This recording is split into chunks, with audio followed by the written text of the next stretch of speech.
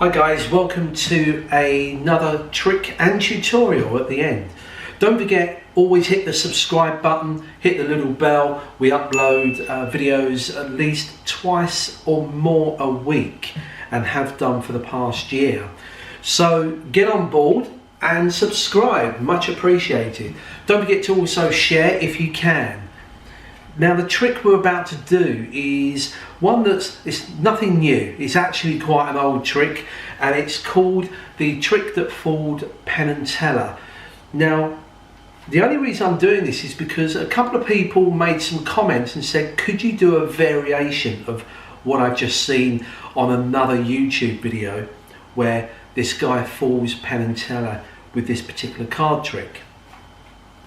So this is a variation, and then I'll explain in the tutorial how the original does work as well. So here's the performance. You start with a regular deck of cards.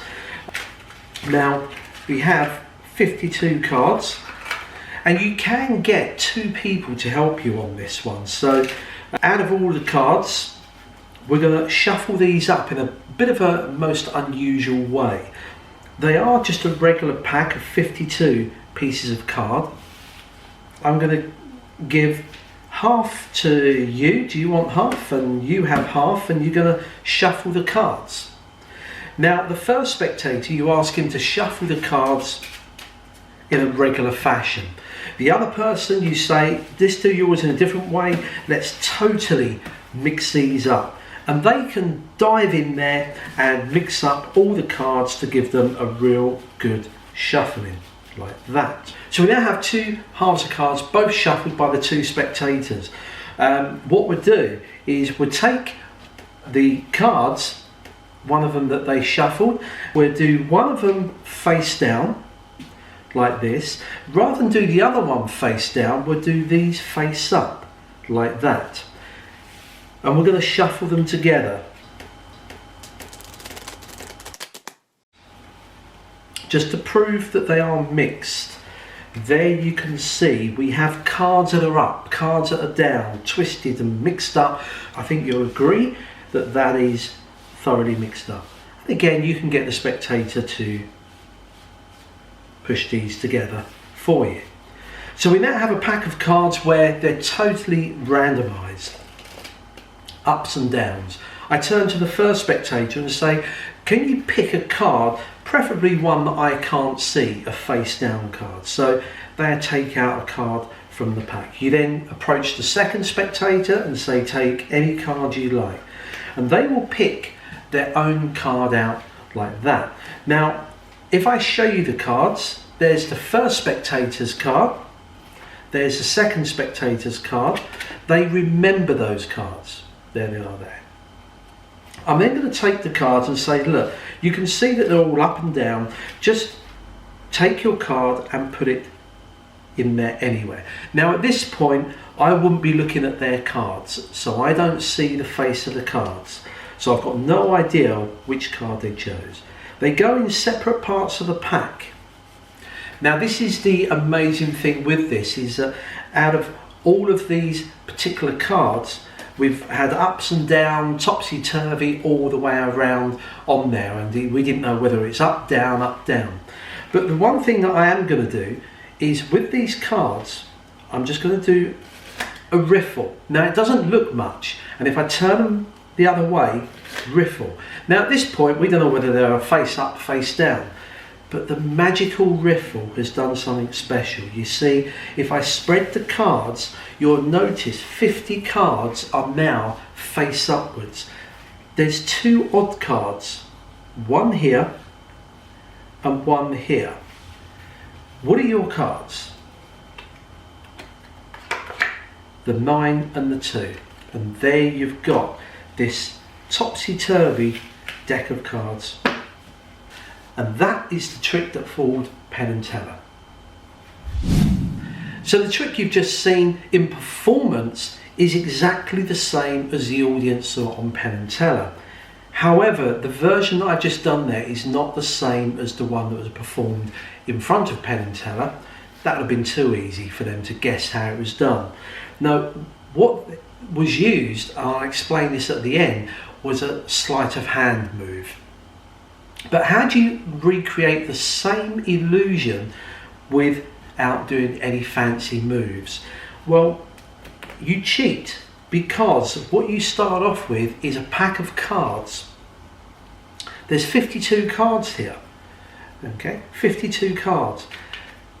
26 of them are just regular cards. There's nothing special about those at all. The other cards, although they look normal, they're actually what we call double-faced cards, and you can pick these up from most magic dealers. Now the way you present this is I drop these on top. When you remove the cards from the box, you can quite happily flash up to half of the cards. They just look regular, okay? And you may even do a false cut, so it just looks as though you've got a regular deck. So once you've done this, you can turn the cards face up and spread them. The audience just see an array of cards. You square the cards up, you then cut the cards. Now what I'm doing here is looking for where the halfway mark is. Now some people like to have a key card, a shortcut card, a corner cut, just so they can quickly cut the cards.